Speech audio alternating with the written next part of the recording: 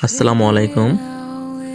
উপরের থাম্বনেল দেখে আপনারা বুঝতে পারছেন যে আসলে এটা কিসের উপহার।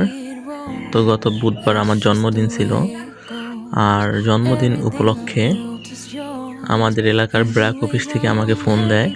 ওনারা বলে না যে কী কারণে আমাকে ফোন দিছে, তবে যাওয়ার পর দেখি যে ভাইয়েরা আমাকে বলতেছে যে আজকে আপনার জন্মদিন, হ্যাপি বার্থডে।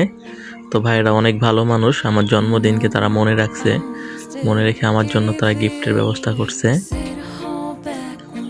তো ভাইদের কাছ থেকে গিফটটা নিয়ে বাড়িতে আসলাম। আসার পর এবার দেখি যে গিফটে কি আছে।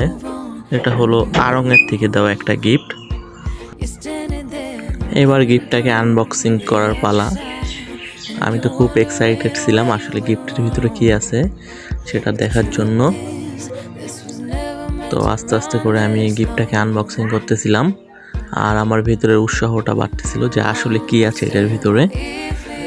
তো খোলার পর তো আমি একেবারে অবাক যে এত সুন্দর একটা গিফট। সত্যি বলতে গিফট যত বড় হোক বা যত ছোট হোক, গিফট তো আসলে গিফটই হয়।